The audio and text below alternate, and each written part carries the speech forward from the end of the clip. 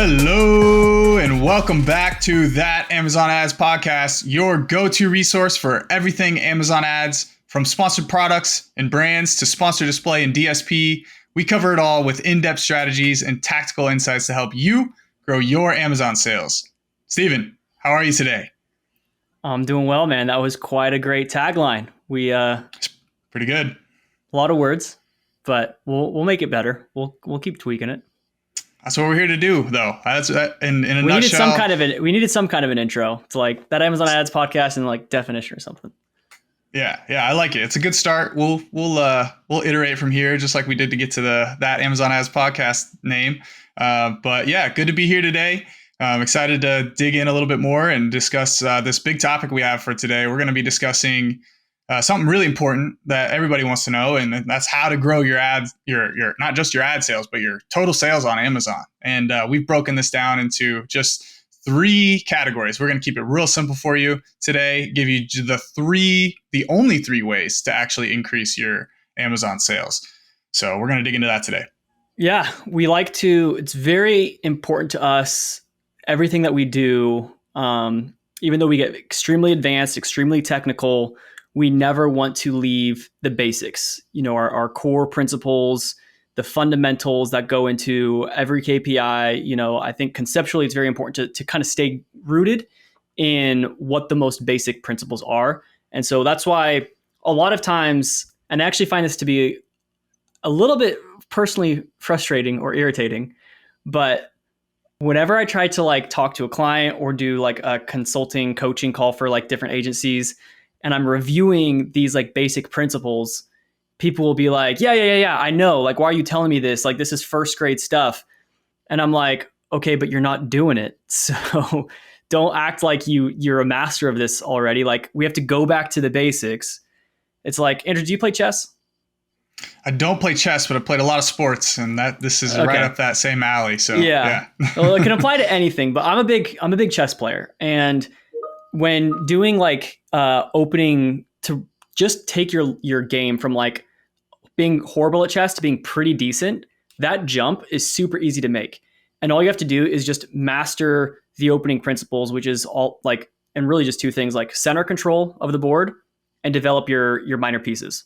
And if you can get those 2 things, after you just know to do those 2 things, your game, you'll notice you're instantly way better than all of your friends who no one's ever known to do that, But you talk to someone and you're like, they're doing a horrible job, and it's like, dude, you're not. You have to make sure you're controlling the center or developing your pieces. They're like, yeah, I know, and it's like, well, you're not doing it. And so until you master the basics and actually execute on it, you're going to lose. So yeah, that can apply to any sport. Basics win games, right? So when it comes to Amazon for how to grow your sales, at the end of the day, there are 3 and only 3 variables that impact sales. And if you can just understand these 3 variables, wrap your mind around it, understand what influences each of these 3 variables, it's going to be absolutely transformational for you, because it's not only going to let you know what you need to do to grow your sales, but whenever sales are trending in a certain direction, you can see exactly why it is doing that. You can troubleshoot sales going down on an individual product or on your account as a whole. So Andrew, why don't you just kind of name the 3 variables really quickly for everyone, and then we'll dive into each one. Yeah, it's good. Let's just dig in. The 3 variables that we're going to break down today are traffic, conversion rate, and sales price, or average sales price. And those three metrics are the 3 that make up your total sales. So if you take traffic times your conversion rate times the price of your product, you're going to get your total sales. And so these are the 3 categories that we're going to play within today. So let's start with traffic, Steven. Let's dive into that and kind of understand what influences are at play here, what type of metrics people should be looking at whenever we're discussing traffic. Yeah, so we have traffic, conversion rate, sales price. You multiply those 3 things together, you get your sales. Now, really, I would even maybe clarify, it's primarily just traffic and conversion rates that are doing 80 to 90% of the lift here, because that's where we see most of the swings happen from month to month. For most people, the average sales price, you might have discounts or promotions going on, but your average sales price might move up or down 5 or 10%.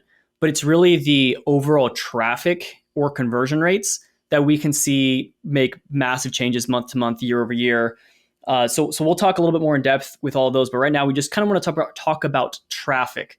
And the way we usually measure this is it's best when you're in either Seller Central or Vendor Central to just look at your overall glance views or sessions. On the Seller Central side, they call it sessions. In Vendor Central, they call it glance views. But it's essentially just how many visits to your product detail pages are you getting? And if you can double the amount of traffic that's coming to your product detail pages, if you were able to double that amount of traffic, and let's just assume conversion rate stays the same, your sales, by virtue of math, would also double. Assuming that conversion rate and sales price stay the same, your sales will double if you just doubled the traffic. Now, if you like doubled the traffic and your conversion rate maybe came down like 10 or 20%, because you still doubled that traffic, you multiplied it by so much, you would still be net growing your sales despite the lower conversion rates. So it's important to kind of keep in mind the ebb and flow between the two metrics of traffic and conversion rate. But together, when you multiply the changes on those, you're going to see what the impact on sales is. So Andrew, speaking specifically to traffic, glance views, sessions, product detail page views, what are going to be the major drivers, the major influences? And actually, we have some notes here, which I can actually see now for everyone who remembers a couple episodes ago. I was talking about getting LASIK. Quick update there. I'm not blind. My vision is better, and I don't have to zoom in on our note sheet to 50 times in order to see it. So thanks for everyone who was shooting up prayers for me. I got 2015 vision. But Andrew, the one that I'm highlighting down here, that's probably the most important one. So why don't we start with that one? Yeah, that was the one I was going to go with for sure. This is the one that we keep a really close eye on and plays a really important role in just the overall growth of any brand on Amazon, and that's search volume or category demand, or we could phrase it either way. And basically what we mean by that is just the total number of searches within a keyword or within a category, how many people are coming to Amazon, typing in this specific term or something related to your product, how many people are doing that on a regular basis, on a monthly basis, compared to last year, compared to last month. We like to keep a really close pulse on search volume because that is like a overarching trend that really we don't have a whole lot of control over as the marketers. This is something that kind of comes and goes in waves at certain times. It's largely dependent upon factors outside of our control, things that we can't necessarily influence. But it definitely is a very good and insightful metric and thing to keep an eye on. So, for example, what that might look like is, let's say you have a brand that's well known across Amazon. It's a well-known household name brand, and a lot of your sales are reliant on branded traffic. So whenever people come to Amazon to buy your products, a lot of times they've already heard of you. They know what they're looking for. They type in your brand to find what they're looking for. Let's say that dropped year over year pretty significantly, and you're pretty heavily reliant on that traffic to generate a lot of sales. Let's say, a new competitor came into the market and people started shifting their purchasing behavior to buy their stuff and stop searching for you. That would have a really big impact on your overall sales and overall growth that you're able to experience, just because you have less people coming to Amazon looking for your brand. And number one, that they're looking for your brand means that they're more likely to convert. We'd also want to keep an eye on overall like category search terms, not just branded search terms, but we kind of segment them out so we can see where we're seeing the changes, whether it be a drop or increase in branded traffic or a drop or increase in our category terms. So kind of segment those out and keep a close eye on those, and just monitor the volumes of those. And that can play a really big impact on just the overall possible sessions, possible views, possible customers that are in market or in the aisles looking for products that are similar to yours. And you can just obviously kind of understand how that would have a really big impact on overall volume that you're able to generate within your category, within your demand. So that's something that we keep a really close eye on, and how your brand or how your brand is like playing within the given volume. So start getting into something more like share of voice, or like out of the total possible searches and total possible purchases happening in your category, what percentage or what portion of those are you dominating, or what portion of those are you showing up and have a good presence on, things like that. So Stephen, you want to talk to us a little bit about share voice, or maybe share any other insights on search volume or category demand that we kind of want to talk about when it comes to traffic? Yeah. So, and we're trying to focus on just traffic right now, but it's a little bit difficult because all three of these metrics combined are going to be what creates that the sales impact. So we're going to probably be ebbing back and forth between these three different variables, but search volume is a huge one. It's absolutely essential because it's probably the biggest influencer on overall traffic. And like, let's just say you sign into your account and you see sales for the last month. You just wrapped up the month, and sales for the last month were 25% lower than they were that month a year ago. And you're saying, man, why are my sales down 25% year over year for this last month? Here's how you troubleshoot it. You look at which of these three variables was lower compared to last year. Was it your conversion rate dropped? Was it your sales price dropped? Or your traffic dropped? So let's just say it was just the traffic. Let's say conversion rate, sales price stayed the same, and traffic dropped by 25%. That's the reason why. And maybe like conversion rate came down a little bit, but traffic came down more. You have to look at all the traffic, like kind of sub variables that are going into impacting traffic. Maybe traffic stayed the same or even grew, but your conversion rates decreased by 25, 30%. And so, we'll get to that later and talk more in depth about what's going to impact that. But for a lot of people, at least from what I've seen, traffic tends to be the thing that's a little bit more volatile because of those search volumes. So if you are seeing that it is indeed the traffic that has changed, and that's why that was the biggest mover of these three variables, and that's the one that's driving the biggest impact on your total sales. First and foremost, check out those search volumes. If you are a seller, you're going to have access in the search query performance dashboard in the brand analytics tools to be able to actually see what those search volumes are, so you can compare last month to a year ago, that month a year ago. You also have some, if you're just a vendor, it's a little bit more difficult. Amazon doesn't give you the exact search volumes, but you can use some third-party tools, Helium 10, Analytic Index. There's a whole host of them that can create those search volume estimates. So that'll be the first thing you want to look at. Look at like what were the top sales driving keywords from a year ago, and then or at least just the highest volume keywords in your category, and look at what those keyword volumes have done over the past year. Now, perhaps the search volume decreased by 10% and your traffic decreased by 25%. And so if you're seeing that kind of an offset where you're actually losing traffic more than the actual changes in search volume, or maybe even the search volume increased and your traffic just plummeted regardless. In that scenario, the next few variables that you're going to want to look at are, I don't know, Andrew, from what we were listed here, I would think kind of the first thing that I would want to look at is probably that share of voice, or you could also call it your impression share. But out of those relevant keywords that you have, what's your impression share on those? Basically meaning out of all possible impressions that you could have gotten on these keywords that are your main drivers of traffic, how did your impression share change? And you can use those impression share reports. There are some other tools there that do share of voice, which is similar to impression share, but essentially what it does is they'll scrape the Amazon webpage, that first page of the search results, and they'll just log how many of your products appeared on that page out of total possible placements. And that'll include both organic and paid, which is perhaps a little bit more accurate versus just those sponsored product search term reports from Amazon, because that's only pertaining to your sponsored products. If you want to get a better idea and see your organic visibility as well as your paid visibility, as well as the sponsored brands and sponsored products combined, those share of voice trackers can be more helpful. A lot of tools out there do share voice tracking, so I'm not sure that we have any specific ones to recommend. But that'll probably be a pretty big insight, because at least for me, my assumption would be, Andrew, tell me if you agree with this, but if you saw that search volume stayed constant or increased while your total traffic decreased, I would assume that your share of voice also decreased. Would you say that's accurate, or would you say there's more likely another variable at play for why their total traffic decreased despite increasing search volume?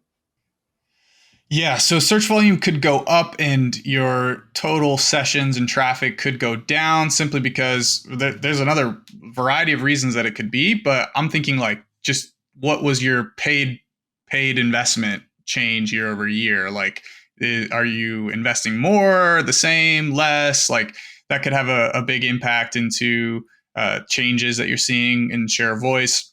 And just like the targets that you're looking at could have a big factor in share of voice because it's kind of limited to specific terms. But yeah, in general, I'd say like if your volume's up and if your category volume's up, your branded search volume's up as a whole, but your traffic is down, I would take a look at your paid and see if you're not investing enough. You need to like increase that paid revenue reinvestment up higher so that way you're driving more paid traffic to stimulate more organic growth.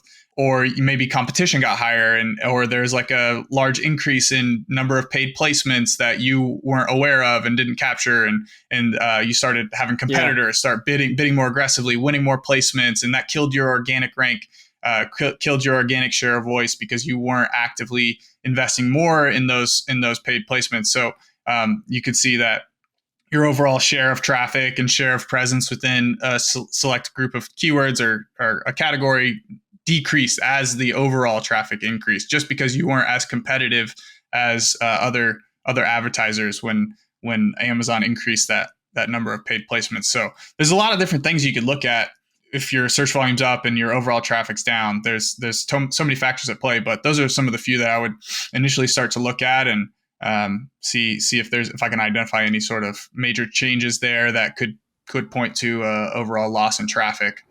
Yeah, you had some good points there, though. I'm just going to try to reiterate, but essentially the issue here that we're saying is you've had some loss of visibility, right? Because assuming if you maintain the same level of visibility with paid and organic, if search volume increased, you only should have been receiving more traffic.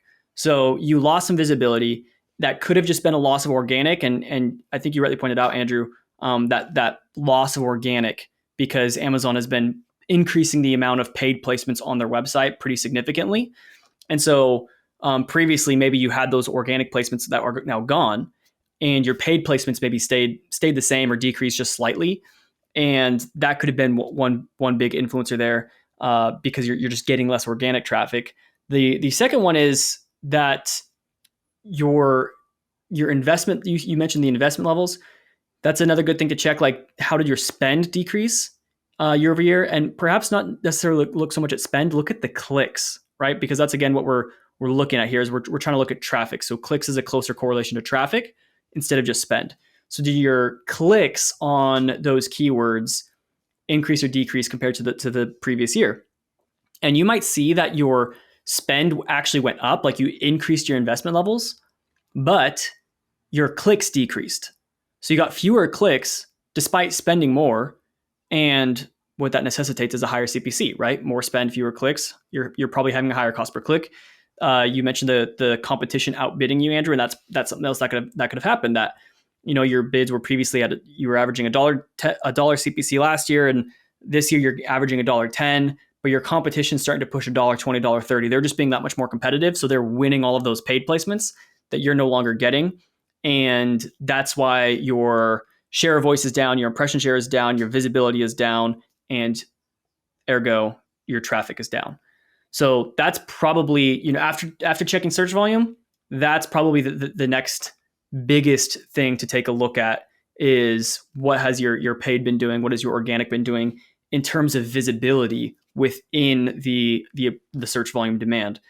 So one other thing that I think I would add here, although it's not as important, but it's a bit important, click-through rate. I would say you might have had some click-through rate changes if your, let's just say like over the past year, your products lost some reviews or something, or not lost some reviews, got some bad reviews, and that has negatively impacted your click-through rate. That could be something else that's going to impact that traffic. Obviously, click-through rates highly influenced by placements. So maybe last year you had more top of search placements that were contributing to a big portion of traffic. And this year, maybe top of search was really expensive, or you didn't launch episode 14 on how to calculate placements for top of search. So you weren't doing that. And you weren't winning those top of search placements where the CTR, the click-through rate, is usually like 4, 5 to 8 times higher compared to other placements. So that could be another big contributor to actually having less traffic compared to the previous year. So look at those click-through rates, see how those have changed as well. from last year to this year, if you're seeing a traffic decrease.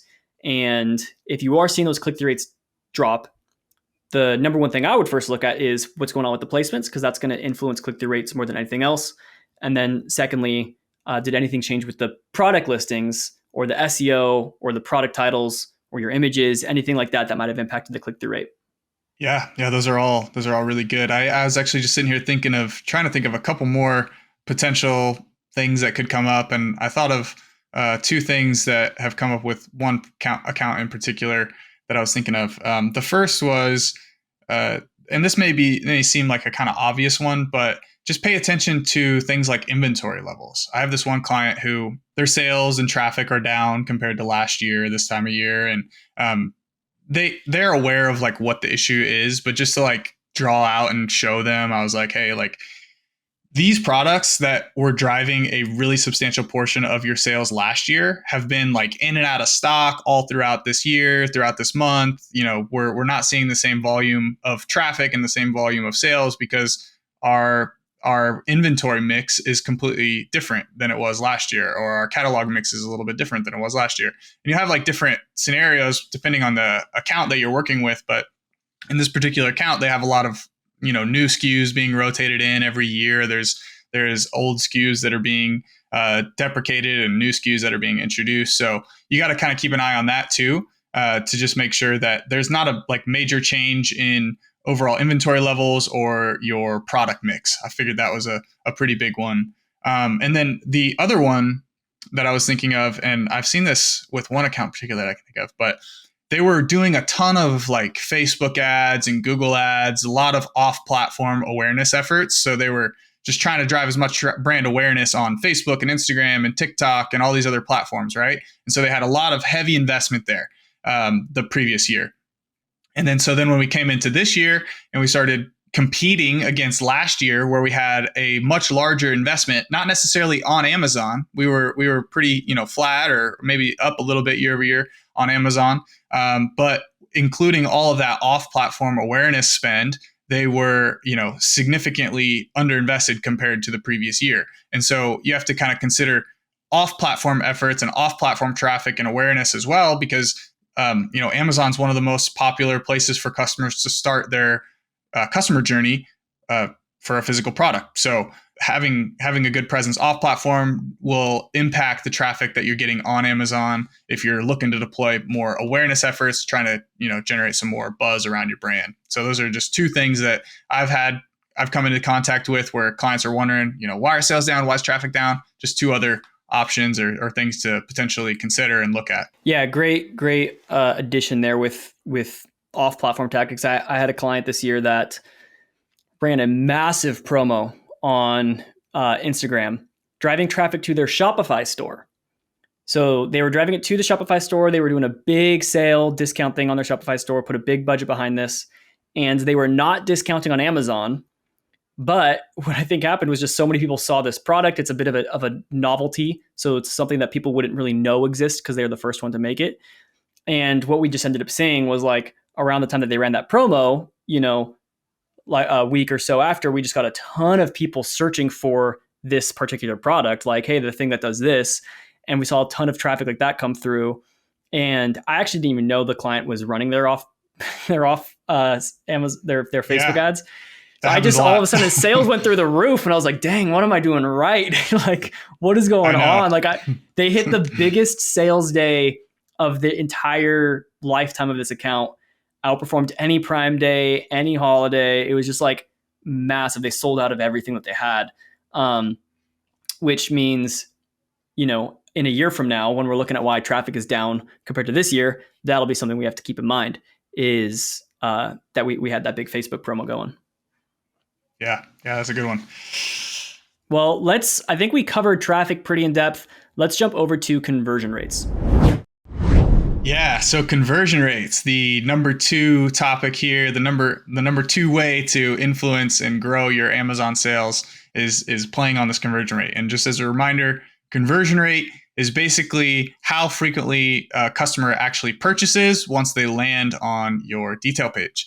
And so we're going to be discussing a few different ways that you can influence your conversion rate both on page as well as within your ads, and as well as other things that may influence your conversion rate that are outside of your control. There's a lot of different things that will play a role in your conversion rates, and we're going to break those down for you.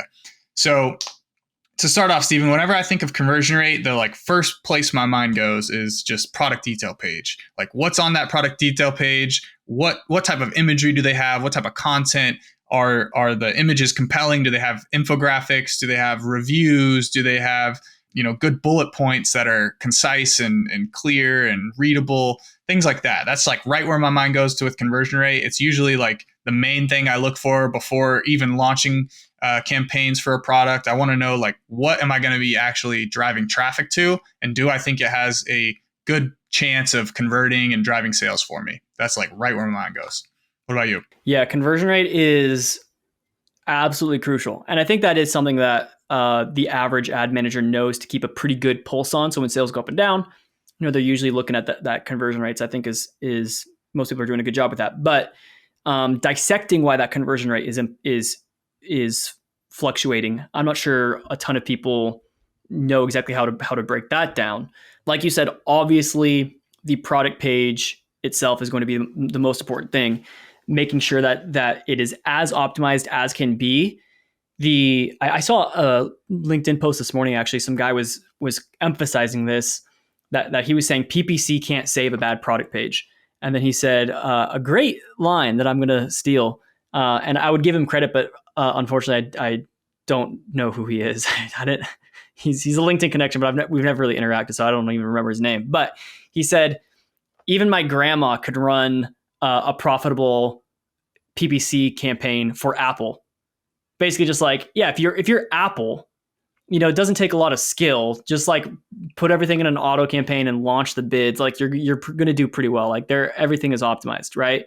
So for the average Amazon PPC manager, if they're not keeping a close eye on conversion rates, particularly the individual products conversion rates and what's going on. And by the way, all of this stuff is like you see sales come down, maybe traffic stayed flat, and only conversion came down. If conversion rates decreased 25% compared to last year, whereas traffic and sales price stayed flat, the first thing that you're going to want to do is, at least what I would want to do, is look at which ASIN in particular had that conversion rate drop. So look at what was the top selling ASIN last year, and then look at that ASIN this year, and what was the conversion rate drop on that ASIN, and jump to that product detail page and try to see if there's anything. Like sometimes just a really bad review came through. Like some guy came through and was like, this thing was broken or doesn't work or defective or whatever. And they leave a really bad review with images, which make it extra catchy to other customers, and everyone's thumbsing it up as a helpful review. And that's the thing that's killing you. So that's the first thing that I would want to look at. Just review your product listings. So I think that's pretty basic. But again, let's not, just because something's basic doesn't mean you should ignore it. If anything, it means you should pay even more attention to it. So that is probably first and foremost the most influential thing that's going to impact your conversion rates. Yeah, and you said it sounds so basic, but like how many people are actually, is that their first inclination to like go check that, look for any changes in reviews, any changes in like rating? Because changes in price.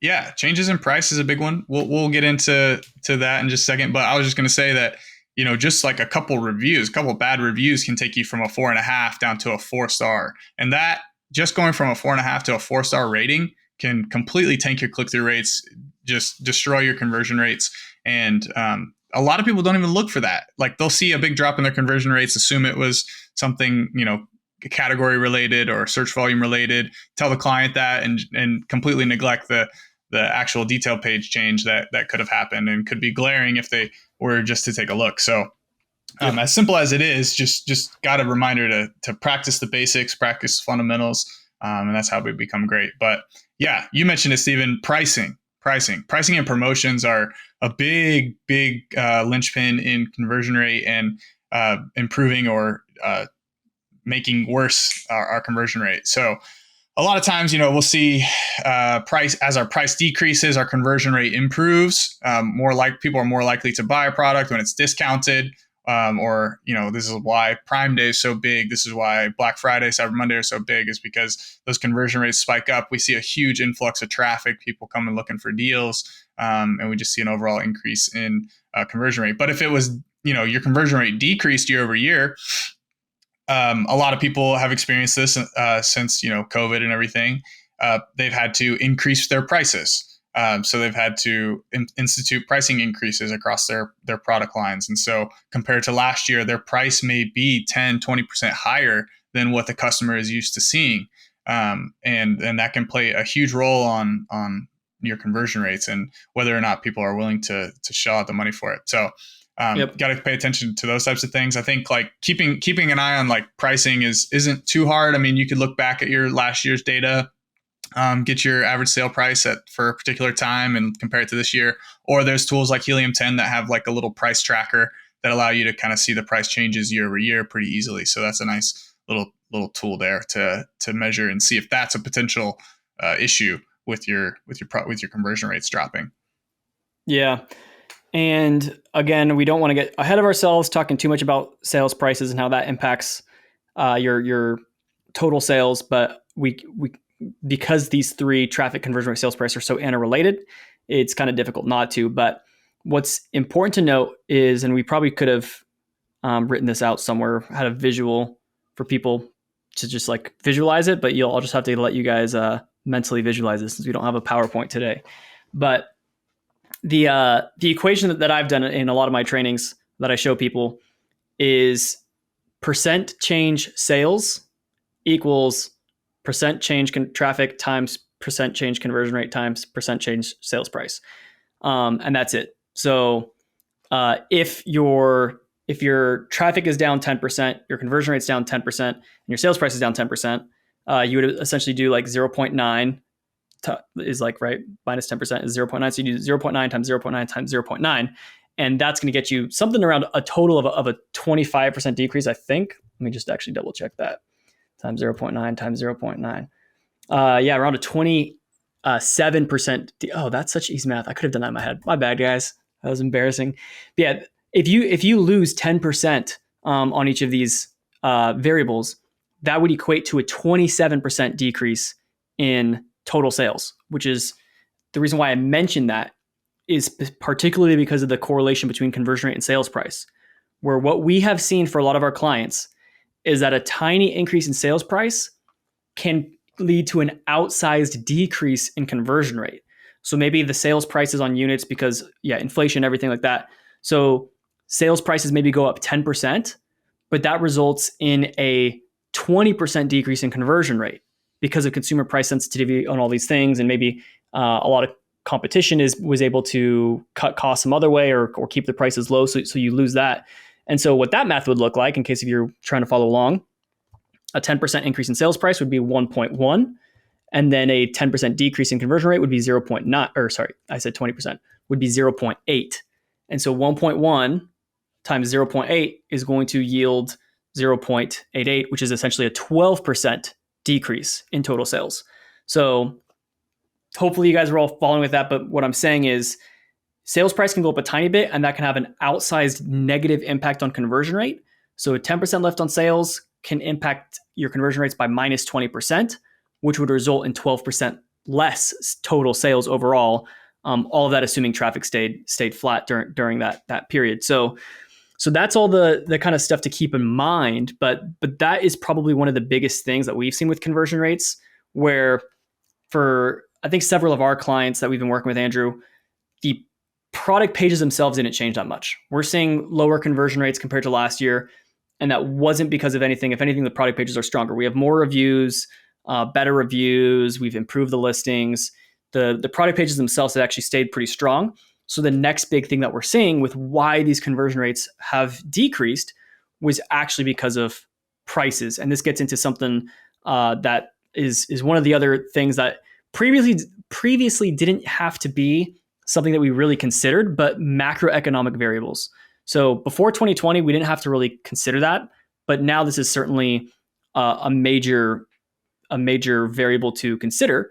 I mean, it's just been a roller coaster since 2020. First, everything spiked in conversion rates, and then everything plummeted in conversion rates. I mean, Andrew, you were optimizing. We weren't friends back then, but I was active though. I was all yeah, around that for but sure. remember Yeah. 2020 when Amazon was only doing, they were only shipping essential products and Yes. all items that were non-essential were delayed by like 4 weeks. Yeah. Yeah, I do remember that. I remember having some tough conversations. I had some tough conversations with clients around that time. It was a difficult time. But regardless, that definitely brings up a big point. Macroeconomic variables have recently played a much larger role in conversion rate changes. So I think for us, the biggest place that we saw this was on higher price products. Uh, with accounts that had typically higher price points, more expensive products. What would you We say saw is the kind of like biggest. the threshold AOV What would you where consider a higher price? yeah, like what's the Yeah, cutoff where things started suffering the most? yeah. Oh, we actually did some analysis on this where we were looking at the conversion rate changes at different price points or price ranges. So we were looking at like less than $10, between 10 and 20, between 20 and 40, between 40 and 60, and then like greater than 100 or something like that. And really, it was just those products that were like over $60 where we saw a really big impact. Where those small changes in average sales price year over year played a much bigger, and like you mentioned, a more drastic decrease in conversion rates than we saw an increase in prices. But yeah, it was on those higher price point products, and I think a lot of that just has to do with just recession fears and these macroeconomic variables that are at play that we're all kind of aware of. And we experience, going to the grocery store, things are a little bit more expensive, gas a little bit more expensive. People becoming a lot more price sensitive where they're not as willing to put up the money for a more expensive product. Conversion rates within lower price point products are pretty much close to the same because those prices didn't really change that much. It's a much easier, much lower barrier to purchase for a customer.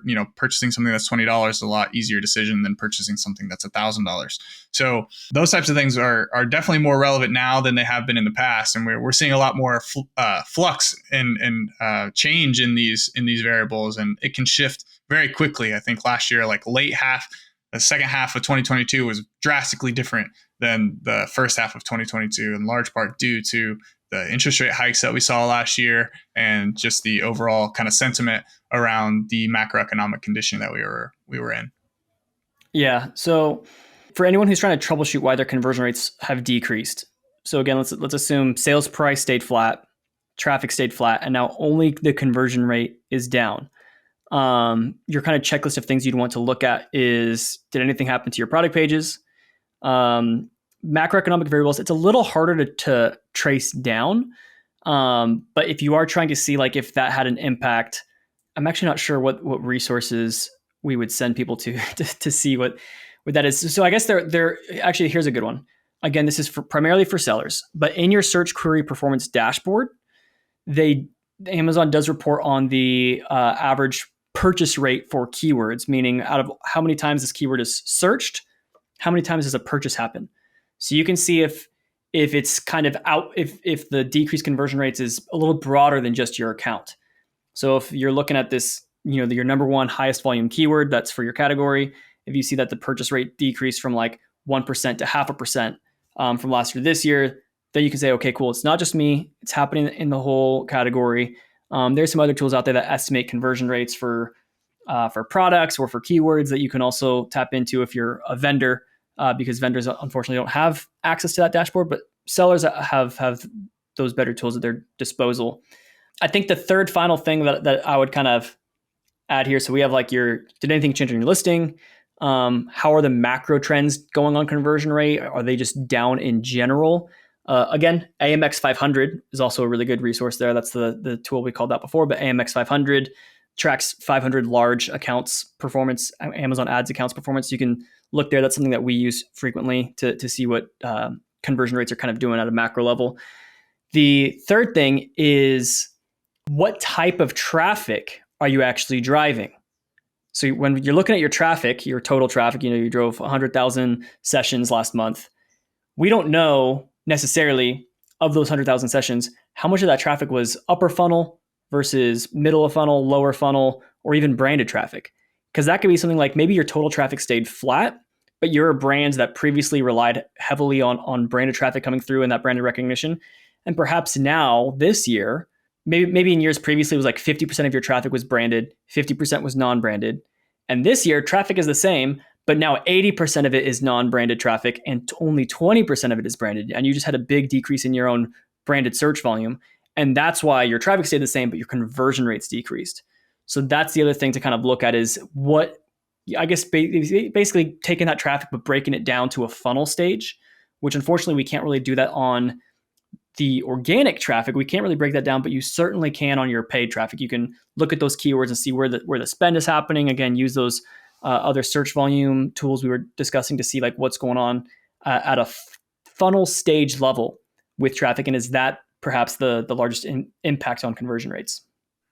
Yeah, and like what should people kind of anticipate when looking at each stage of this funnel, right? Like, if you're looking Right. like your spend was shifted towards upper funnel, you may expect that conversion rates would be lower because, those upper funnel keywords are not as conversion focused. Whereas maybe you like, did a ton of harvesting this year and now you're much more lower funnel, you're much more segmented and granular. Getting a lot more long tail, you can expect conversion rates to be a little bit higher on those types of keywords. So how your spend is mixed up across these different stages of the funnel could definitely have a big impact on the purchase rates and conversions that you're seeing. And maybe this is getting way off topic, but like if you could notice if you ever increased your upper funnel spend, like what that did 2 weeks or a month from now or 2 months from now, what type of impact that those upper funnel keywords have down the line. That's a whole nother conversation. But anyway, that was a good point for sure. I think that's something people don't usually think about or segment their keywords into this kind of funnel stages. Yeah. Please don't ever derail us like that again, though. We'll pick up on that topic another time. Not today. I'm the king of rabbit trails and going off topic. You're the anchor here. Okay, well, I don't want to. Our episodes keep going too long, so let's try to wrap this up, land this plane, and let's jump into our final variable that impacts sales, which is unit sales price. Yes, our final piece here, our final metric that we like to keep an eye on when we're trying to figure out how to grow our Amazon sales is sales price. Now, sales price is rather simple. We don't have to spend a ton of time here, but I think the one thing that we really want to drill home and the one point that is important to understand the distinction between is that you can look at your average order value or your average sales price at a individual product level, so an individual ASIN by ASIN level, or you can look at it at an overall account level. And so you can see, the overall, trend change for your account's average sale price. Now, there's a couple different things that could influence your account level average sales price. You have either one, the type of units that you're selling, the type of product that you're selling. Like maybe you just sold a lot more of a higher price product than you typically do, and you saw an average order value spike. That could be related to, you ran a promotion on a $200 product. Your typical ASP is like $30. You run the promotion on a $200 product. You sell a lot more of it. It naturally would inflate your overall average order value. Yeah, it might go from like 30 to 40 or something like that. Exactly. So it's either the types of units or products that you're selling. Maybe you're just selling more of a higher price product, or there's actually price changes going on. There's, you got a category or a catalog wide change in overall prices. You're increasing prices due to inflation or whatever it may be. You could have like larger implications or larger like changes going on within your account. Yep. Yeah. So that's important to note because typically we see that higher sales price lends to a lower conversion rate, but not always. In that scenario that you just named, Andrew, if you're looking at the account level, like what's going on with your average sales prices, let's just say all of your products, you increase your prices on them by 10%. And so at the account level, your average sales price increases by 10%, and that's going to lead to an inverse correlation effect with conversion rate. So your conversion rate comes down. But for some people, maybe they say, hey, my sales price increased and my conversion rate increased. Maybe people like higher priced products because it seems more premium and all this kind of stuff. And that the mistake there would be perhaps what happened was they just were running a discount on one of their super expensive products that lifted the overall average. And again, it was actually the discount on that product price that led to the higher overall AOV. So all this to be said, if you are looking at things at that account level, just keep that in mind. That's kind of why ASP is increasing or decreasing. If you are looking at it at an individual ASIN level, I think you'll see that correlation a lot more clearly, where sales price is almost going to be one for one. When it's discounted, conversion rates go up. When it's not, conversion rates go down. If you raise the prices, conversion rates go down. At that individual ASIN level, that inverse correlation between sales price and conversion rate is much more, what's the word I'm looking for? Help me out. The correlation is much more tangible or tight. something. I don't know. Tight, yeah. It's perceivable. So anything else there, Andrew? I mean, I guess sales price is certainly not as complex as traffic and conversion rate because there's only one thing that can really impact it, which is you. Like at the end of the day, like you're determining the sales price, unless if you're a vendor, then Amazon's determining the sales price. But those controls, it's either you're controlling it or Amazon's controlling it. Not as much to talk about there. Traffic and conversion rates are certainly more complex. Yeah, I don't think there's a whole lot to really add here to sales price. This one's pretty straightforward. You're having a much bigger impact on how that fluctuates and how that changes. That's, especially if you're a seller, a lot more in your court than anything else. So that pricing shouldn't change as much. This is one of those things that doesn't really swing a ton at an account by account level unless you're doing like heavy promotions or you have heavy discount periods or are instituting some price increases. So that's where you typically see that. But otherwise, yeah, this one stays pretty steady. Yeah. So I think we mentioned it before, but we'll just reiterate. If you are seeing your sales tanked, 30% year over year, just look at which tanked more. Was it traffic or conversion rate? Technically, you should also be including sales price, but sales price is only going to swing, 5 to 10% typically. We see much larger volatility on traffic and conversion rates. So those are going to be the primary two metrics you look at. We only mention sales price to be technically correct since, if we just said, hey, sales is just traffic and conversion rates, that's it, that wouldn't be totally correct. But if it's traffic times conversion rate times sales price, that is it. That is what impacts sales. If anybody tells you there's anything else that impacts sales, they are wrong. They might say, there are a ton of other things that influence traffic and conversion rates and sales price, but those are the only three things that are what create sales. So people might say, no, it's ranking and all this type of stuff or whatever. And it's like, okay, well, that would fall under traffic or whatever. So everything's going to fall, all these other strategies, how much you're investing in paid, what your share of voice is, what your keyword ranking strategies are, your off-platform traffic strategies, advertising strategies, like all of that's going to play into just these three things. And so like master these three things, make them just your knee-jerk reaction, just like your muscle memory, that whenever you're seeing sales go up or down, your first thought is, was it traffic or was it conversion rates that changed? Which one of those was it? And you're 90% of the time going to find the answer there. And then maybe 10% of the time, traffic and conversion rates actually stayed flat.